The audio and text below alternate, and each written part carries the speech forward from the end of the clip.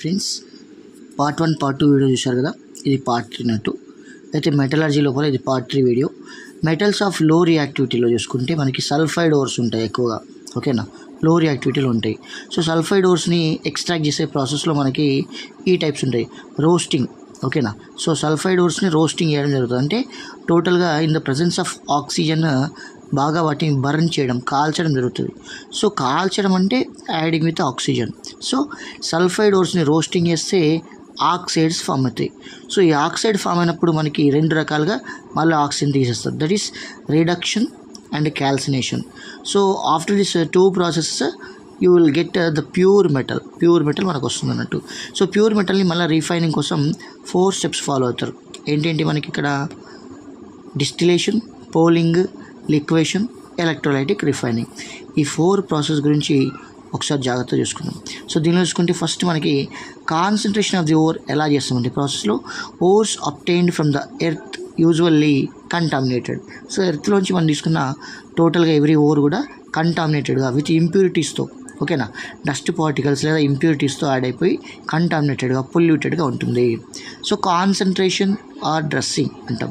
So getting rid of as much as unwanted rocky materials as possible from the ore. అంటే టోటల్గా తీసుకున్న ఓర్లో చిన్న చిన్న రాక్ పార్టికల్స్ ఏమనంటే తీసేస్తున్నట్టు, ఓకేనా.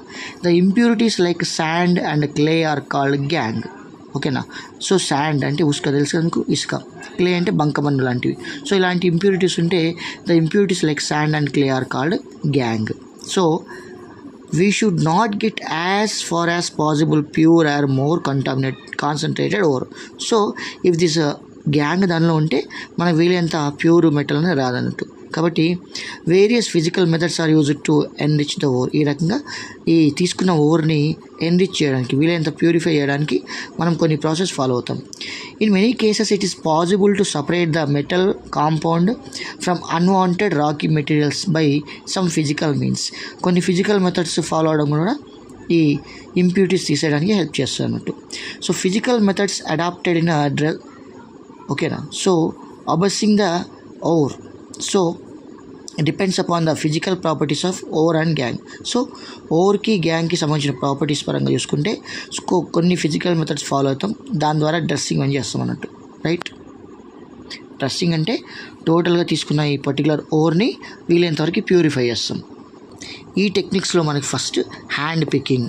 So if the ore particles and impurities are different in one of the properties like colour, size etcetera, what happens, పర్టికులర్గా తీసుకున్న ఓర్ లోపల కలర్కి, సైజ్కి సంబంధించిన ఇంప్యూరిటీస్ లాంటివి ఏమైనా ఉంటే ఏం చేస్తాం, హ్యాండ్ పికింగ్ అనే ప్రాపర్టీ చేస్తాం. అంటే చేత్తో తీసేయడం అన్నట్టు, హ్యాండ్ పికింగ్, రైట్.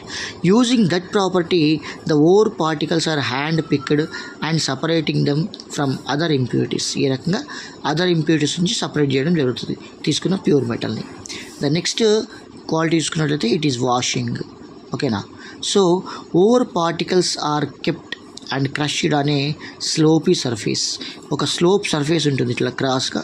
సో దానిపైన ఈ పర్టికులర్ ఇంప్యూరిటీస్ మొత్తం పెట్టేసి ఓ ఇంప్యూరిటీస్తో కూడినటువంటి ఓర్ని పెట్టి క్రష్ చేస్తున్నట్టు, వాష్ చేస్తారు క్లియర్గా. They are washed with controlled flow of water, ఓకేనా. సో స్లోగా వాటర్ పోతూ ఉంటాయి, ఆ కంట్రోల్ ఫ్లో ఆఫ్ వాటర్లో దాన్ని ప్యూరిఫై చేస్తారు. Less density impurities are carried away, అంటే తక్కువ డెన్సిటీ ఉన్నాయన్నీ కూడా క్యారీ అయిపోతాయి, అంటే బయటికి వెళ్ళిపోతాయి. So by water flow leaving the more densive ore particles behind. అంటే లెస్ డెన్సిటీ ఉన్న పార్టికల్స్ వెళ్ళిపోతాయి, హెవీ డెన్సిటీ ఉన్న పార్టికల్స్ అక్కడే ఉండిపోతాయి అన్నట్టు. Next flotation. ఇది వెరీ ఇంపార్టెంట్ అండి. సల్ఫైడ్ ఓర్స్కి మాత్రమే ఈ ఫ్లోటేషన్ ప్రాసెస్ చేస్తాం అన్నట్టు. So this method is mainly used for sulphide ores. What ores అండి?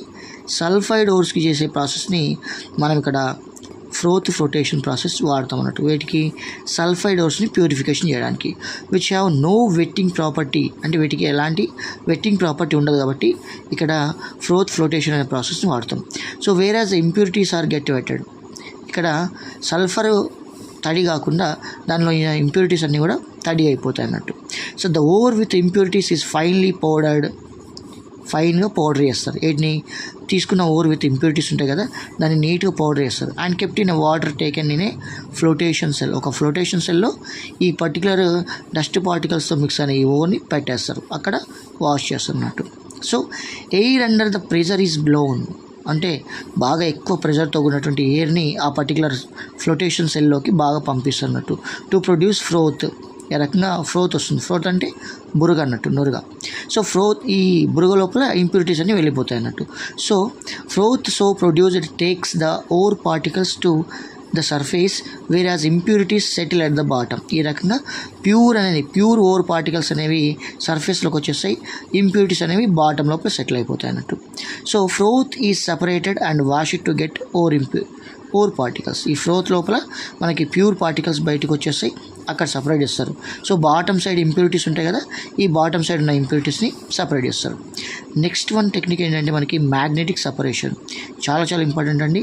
ఈ మ్యాగ్నెటిక్ సపరేషన్ ఎందుకు వాడతారంటే ఐరన్ ఓర్స్ ఉంటే వాటిని సపరేట్ చేయడానికి ఈ మ్యాగ్నెటిక్ సపరేషన్ ప్రాసెస్ వాడతారు.